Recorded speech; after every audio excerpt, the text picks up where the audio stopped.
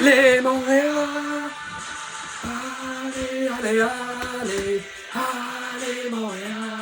Oh, allez, allez! Allez, Montréal! Allez, allez, allez! Allez, Montréal! On va gagner! On va gagner! On va gagner! Allez, allez, allez! Allez, Montréal! Oh, allez, allez, allez! Allez, Montréal! Allez, allez, allez! Allez, Montréal! On va gagner! On va gagner! On va gagner! Bon, ben, désolé pour tous ceux et celles qui ont dû m'entendre chanter. Je suis vraiment désolé, c'est pas ma spécialité le chanter, là, ça c'est sûr et certain.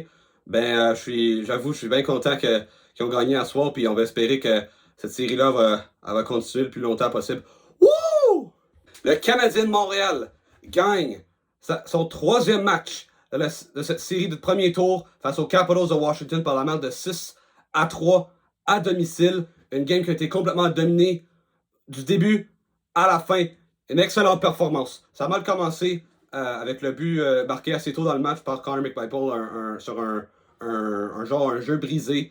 Un ressaut de lancer donné par Montembeault. Matt Roy qui prend un lancer, ça a frappé, ou je devrais dire Matt Roy, parce que c'est pas un francophone, mais un lancer qui frappe le bâton de McMichael. Je pense pas que ça s'en est au filet, malheureusement, mais ça fait 1-0 pour Washington.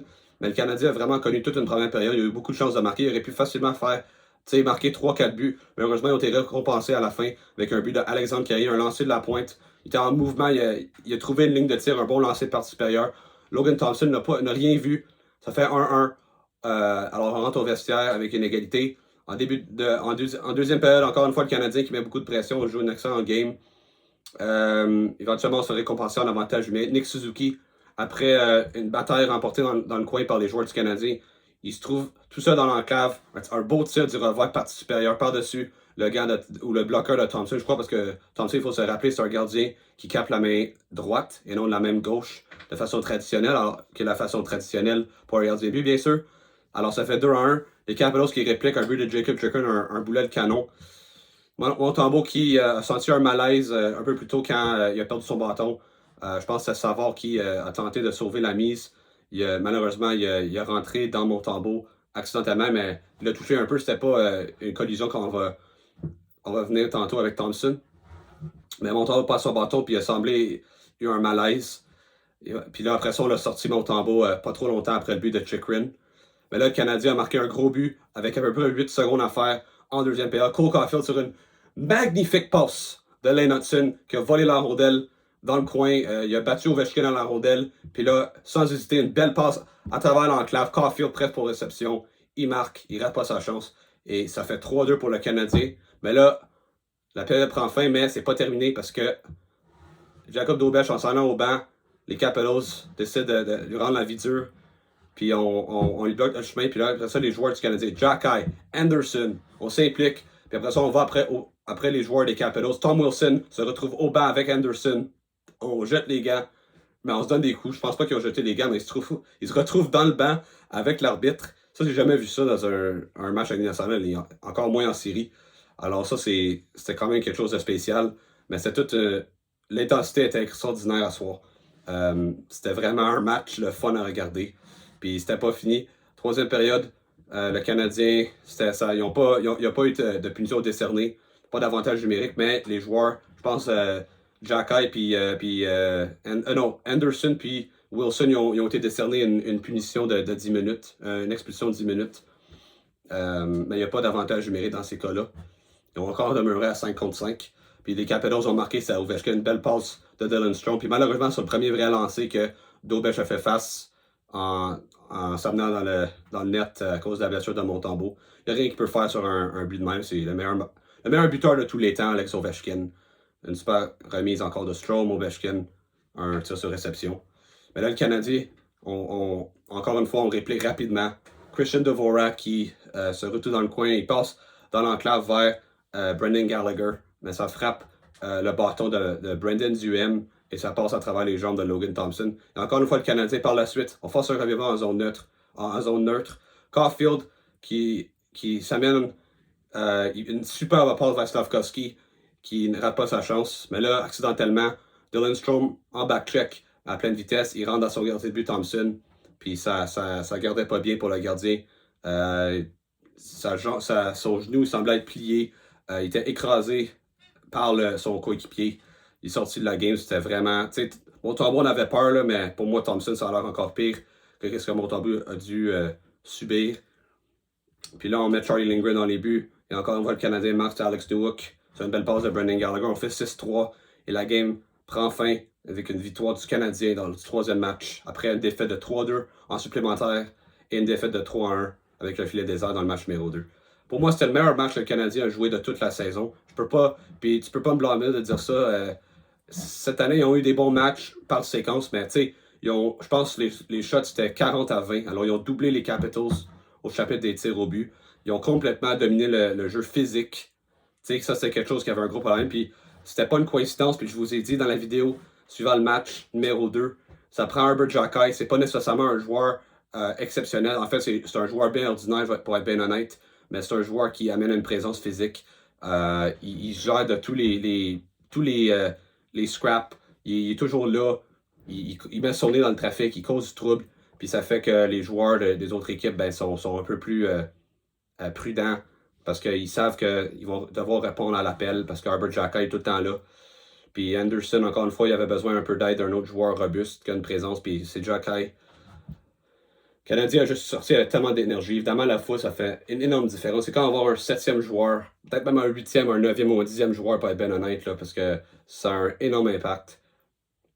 Puis, tu sais, pour ces partisans-là qui n'ont pas vu leur équipe jouer en série, avec un estrade rempli à 100% depuis 2017, l'équipe a eu une énorme dose d'énergie.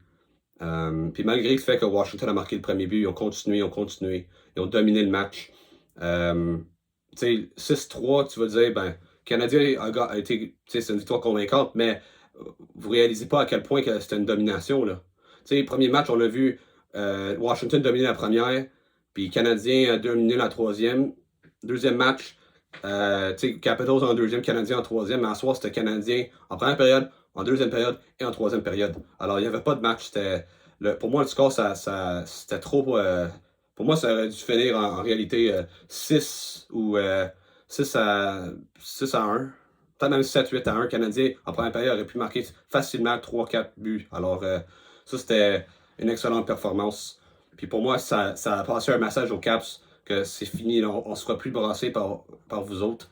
Le Centre Bell c'est redevenu une forteresse. Les Canadiens n'ont pas perdu à domicile en temps régulier depuis, je pense, le 10 février contre le Lightning de Tampa Bay.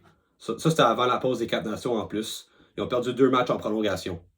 OK? Ou en tir de barrage. Alors, le Canadien est quasi imbattable à domicile ces temps-ci. Puis les Capitals, ils n'ont pas eu de solution. Ça fait une énorme différence. Le fait qu'on a mis Ivan Demidov sur le premier powerplay, j'ai trouvé beaucoup plus de mouvement, on était beaucoup plus dangereux. Ils ont marqué, je pense, 2 buts en powerplay à ce soir aussi. Je pense 2 en 5. Alors ça fait une énorme différence. Pour moi, c'est le fait de ne plus avoir liné un joueur qui est paresseux, qui se traîne les pieds, qui tue le momentum de son équipe à chaque fois qu'il a la puck. Pour moi, ça fait une énorme différence. Puis tous les joueurs sont engagés. Il n'y a pas eu de passagers à soir.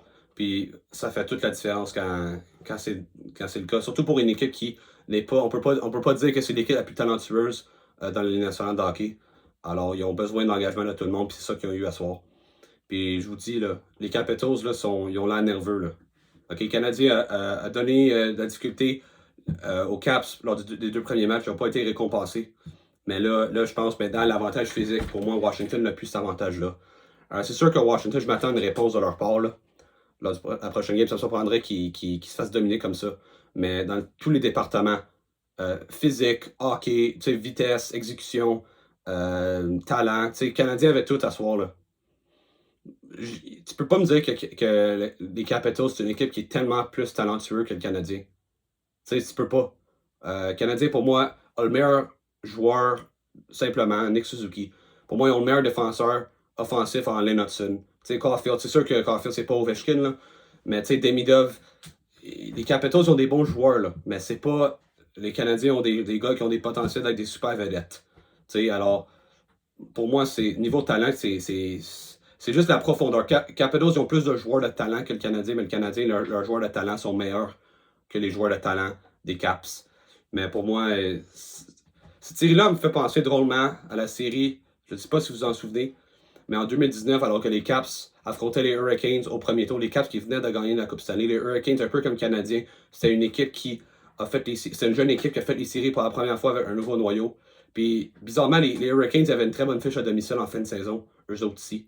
Puis, ils n'étaient pas très bons en début de saison, eux autres avec. Alors, tu sais, ils ont perdu les 2 premières games à Washington. Je pense que c'était genre 4-2 puis 4-3 en prolongation, quelque chose du genre. OK? Puis là, ils sont revenus en Caroline puis ils ont complètement dominé les Capitals à domicile. OK? Ils ont gagné le match 3 et 4 en Caroline. Là, ils ont perdu, je pense, 6-0.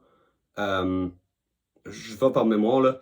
Ils ont perdu 6-0, je pense, lors du 5e match à Washington. Puis là, ils ont répliqué encore une fois avec une grosse victoire à domicile lors du match numéro 6. Alors, ouais, puis là, ils ont remporté le match numéro 7 en prolongation. Je pense même en deuxième prolongation. Puis là, ils ont affronté les Islanders au deuxième tour. Ils ont balayé les Islanders. Là, ils ont perdu contre les Bruins de Boston. En demi-finale, les Bruins sont inclinés dans le 7e match, la finale de la Coupe Stanley face aux Blues de Saint-Louis. Mais tu sais, c'était tout un parcours des Hurricanes. Je dis pas que le Canadien va le faire, mais tu sais, les Hurricanes, on sait en série, c'est une équipe qui est très dure à affronter à domicile. C'est comme une équipe complètement différente sur la route et à domicile. Ben, le Canadien, ça a l'air un peu d'être la même affaire, là. Puis pour moi, Washington, il n'y a rien, comme je l'ai dit, sans leur jeu physique, c'est plus la même équipe, pas pantoute. Puis pour moi, le Canadien est capable de rivaliser avec cette équipe-là. Comme je l'ai dit, pour moi, de toutes les matchs, c'est la game la plus lopsided, je sais pas. Tu sais, où c'est une équipe qui a dominé l'autre du début à la fin. C'est par séquence, les 2 premières games. Le Canadien a eu des bons moments, mais là, le Canadien a vraiment dominé du début à la fin. Puis pour moi, ça peut juste donner la confiance en l'équipe. Surtout avec les partisans qui y croient que le Canadien a une chance de non seulement réduire l'écart de la série, non seulement peut-être même égaliser la série, mais aussi gagner la série. Puis pour moi, ça, c'est pour cette jeune équipe-là, juste de vivre des moments comme ça en série éliminatoire. L'année prochaine, ils m'auront donné, ça va être une équipe complètement différente parce qu'ils auront eu l'expérience des séries. Ils sauront que ça va prendre pour élever le niveau de jeu, élever les standards. C'est ça l'effet le plus positif du fait qu'ils font les séries cette année. C'est pas nécessairement qu'ils puissent peut-être, je dis pas gagner une coupe cette année, mais aller sur une run. Ça serait super, mais ça permet de faire grandir tous les joueurs de l'organisation, puis ça peut juste être bon. Puis, comme je dis, le fait qu'ils ont enlevé Patrick Laine de là, pour moi, ça aide énormément l'intensité, le niveau de jeu, la vitesse. Puis, comme je dis, des joueurs qui se donnent à fond. Puis ça, malgré le fait que Montembeault s'est blessé, ça, c'est quelque chose d'inquiétant. C'est une genre de blessure qui, il pourrait être là il pourrait revenir la prochaine game puis être à 100%, mais il pourrait aussi rater le reste de la série.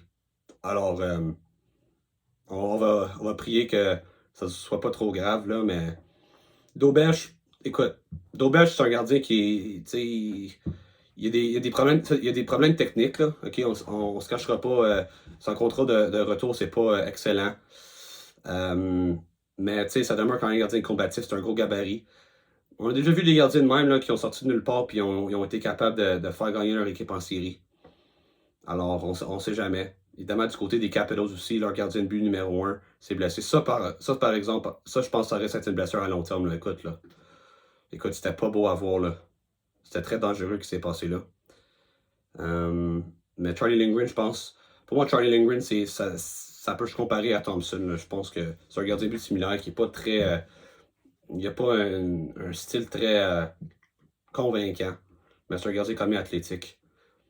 Puis combatif, alors je ne sais pas. Je ne sais pas, mais je pense que le Canadien est capable de battre cette équipe-là. Ils l'ont prouvé à soir.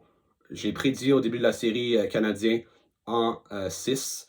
Là, comme ils ont perdu les 2 premières games, ça fait que ça va être difficile pour le Canadien de gagner 3 games de suite, puis vraiment, pour pouvoir, pour que cette prédiction-là se réalise pour de vrai. Mais Canadien en 7, là. Let's go. Écoute, on est capable de battre cette équipe-là. Il n'y a rien qui me dit qu'on n'est pas capable. On a bien joué le premier game dans l'ensemble. On a eu des moments difficiles, mais là, dans le 3e match, c'est sûr qu'encore une fois, il ne faut pas s'attendre à ce que ça soit facile de même, là, parce que c'était une victoire assez facile pour le Canadien. C'est dans tous les départements, mais je pense qu'on est capable de battre cette équipe-là. La seule affaire peut-être qui pourrait changer le momentum de la série, c'est Alexis Protas s'il revient. Parce qu'évidemment, c'est un de leurs gros joueurs. Mais c'est pas un joueur qui est craint par les autres équipes. C'est pas comme un Jacky, mettons. Là. Mais c'est un gros joueur. C'est un joueur qui est dur à affronter. C'est un power forward. Alors ça pourrait faire la différence pour les Capitals. Mais, c'est pas comme si leur équipe est, comme je dis, 100% meilleure que le Canadien. Puis, encore une fois, à cause de la foule, le Canadien, c'est une jeune équipe qui vit les séries pour la première fois, pour la plupart de leurs jeunes joueurs. Puis le fait, comme je dis, qu'ils ont gagné une game de main, ils ont marqué 6 buts en plus. Les 2 premières games, ils ont marqué 3 buts. Alors, ils ont doublé le nombre de buts qu'ils ont marqué en un match de moins. Alors, ça va juste donner la confiance. Je pense que l'équipe est redevenue confiante, puis je pense que ça ne me surprendrait pas moi, personnellement, je crois vraiment qu'ils vont gagner le match numéro 4 à Montréal. Puis le rendu là, à 2-2, ben on sait jamais. C'est sûr, je peux rien garantir. Ça se peut qu'ils perdent la prochaine game. Mais je te le dis, je pense qu'on va au moins avoir un 6e match. Je pense que ça va se rendre au moins à 6 matchs. Puis rendu là, mais tout est possible. Pour moi, tout est possible. Si le Canadien, admettons, ils perdent 3-2 dans la série, on se rend à un 6e match. On gagne ce match-là. Pour moi, le match numéro 7, ils peuvent gagner cette game-là. Là. Moi, je crois sincèrement qu'ils sont capables de gagner le match numéro 7 à Washington. Avec toute la pression que les Caps sont. Comme je dis, la première équipe dans l'Est contre la 8e équipe dans l'Est. Tout est possible. Pour moi, c'est une grosse victoire, un match, un statement game. Puis pour moi, c'est très encourageant. J'ai bien hâte à la suite des choses. Puis on va espérer le mieux, comme je dis, pour l'équipe, mais aussi à Samuel Montembeault qui puisse être de retour. Parce que même si Dobèche, je pense qu'il pourrait nous surprendre, j'aimerais mieux avoir Montembeault dans les buts, ça c'est sûr et certain. Alors, ouais, c'est pas mal ça. Puis on va espérer que, comme je dis, au succès de l'équipe. Bon, ça met à la fin à cette vidéo. Laissez-moi savoir dans les commentaires ce que vous pensez. Est-ce que vous avez hâte? Est-ce que vous croyez que le Canadien a des chances maintenant, après leur victoire à soir, de pouvoir battre les Capitals de Washington? Est-ce que vous êtes encore conservateur? Vous êtes juste très heureux qu'on gagne à soir, mais vous attendez pas à grand-chose? Dites-moi ça dans les commentaires. N'oubliez pas de liker, de vous abonner à ma chaîne YouTube. Et on se voit après. Mais en fait, probablement le lendemain, après le match, le 4e match, la série Montréal-Washington. Go Habs, go!